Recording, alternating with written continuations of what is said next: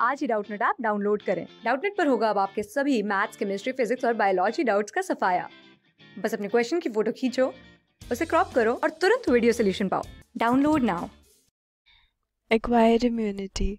Acquired immunity से पहले अगर हम इम्यूनिटी के बारे में बात करें तो इम्यूनिटी बेसिकली जो एबिलिटी है होस्ट सेल की या होस्ट ऑर्गेनिज्म की, जिससे वो फाइट कर सकते हैं डिजीज़ कॉजिंग ऑर्गेनिज्म से, या जो पैथोजेंस हैं, जो पैरासाइट्स हैं, उनसे वो फाइट ऑफ कर पाए, वो एबिलिटी को हम इम्यूनिटी कहते हैं।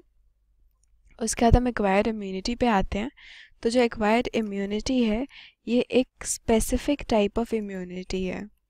ओके, सो स्पेसिफिक मतलब क्या है कि जैसे जैसे जितने अलग अलग वैरायटी के ऑर्गेनिजम्स आ रहे हैं, जो वैरायटी है पैथोजेंस की, वो जैसे जैसे चेंज होगी वैसे वैसे इसका रिस्पॉन्स भी चेंज होगा।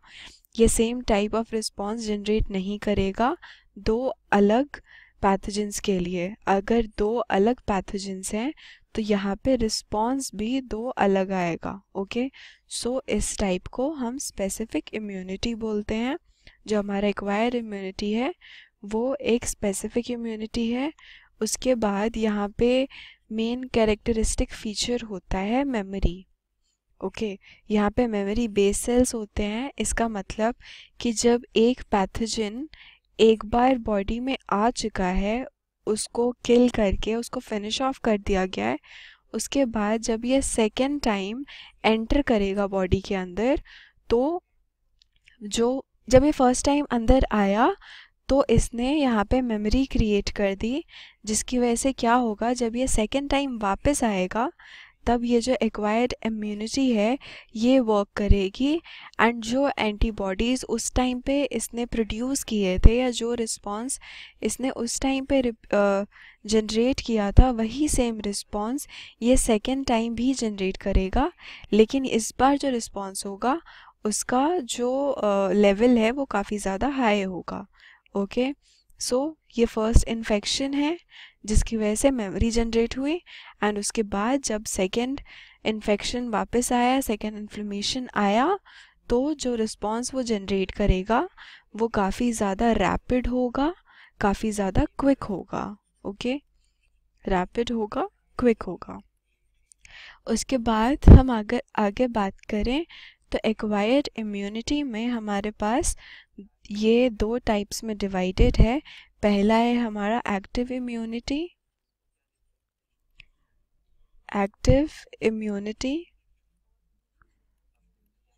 एंड सेकेंड है हमारे पास पैसिव इम्यूनिटी।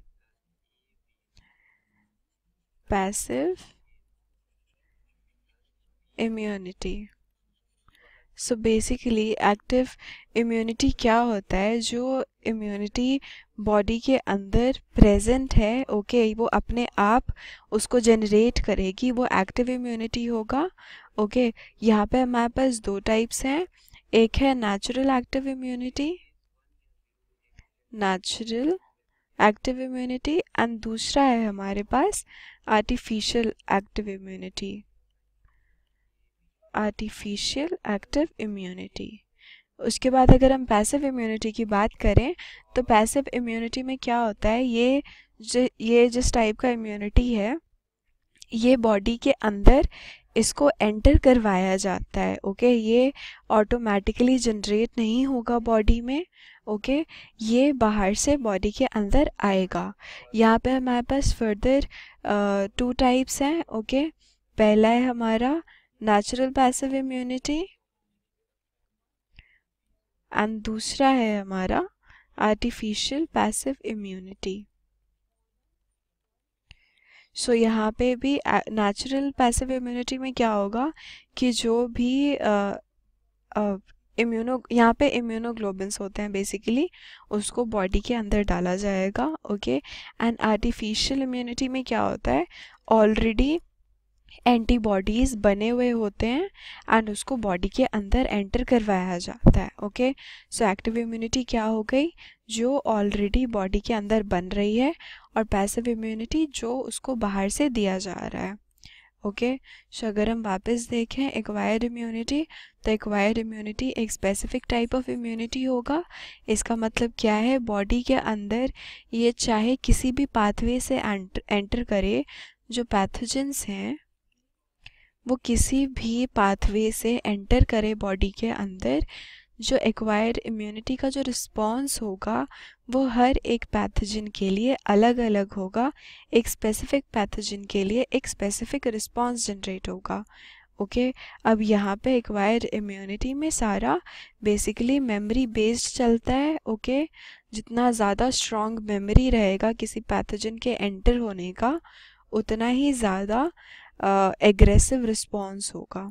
ओके अगर एक कोई पैथोजन है वो बॉडी के अंदर एंटर हुआ एक सर्टेन पीरियड ऑफ टाइम के लिए, उसके कुछ डेज बाद या लाइक कुछ मंथ्स बाद अगर वो वापस आता है, तो उस टाइम पे जो रिस्पॉन्स होगा वो काफ़ी ज़्यादा रैपिड होगा, काफ़ी ज़्यादा एग्रेसिव होगा। ऑन द अदर हैंड अगर यही काफ़ी सालों बाद आता है तो कंपैरिजन में ये थोड़ा कम रैपिड होगा। ओके जो यहाँ पे ये रिस्पॉन्स होगा ये थोड़ा कम एग्रेसिव होगा।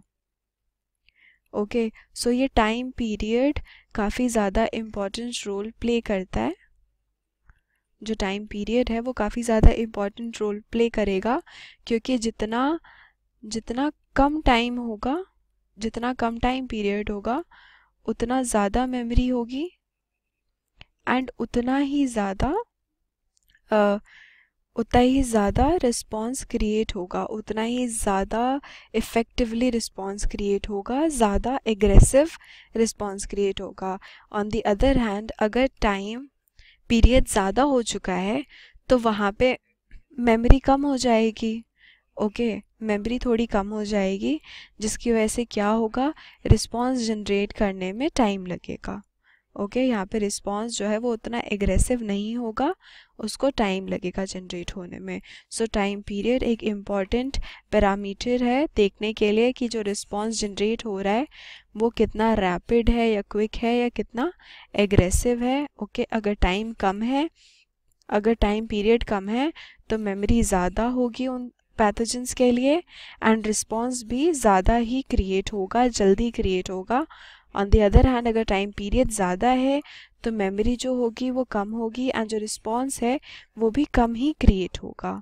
ओके उसके बाद एक्वायर्ड इम्यूनिटी में हमने दो टाइप्स पढ़े, एक एक्टिव इम्यूनिटी है, एक पैसिव इम्यूनिटी है।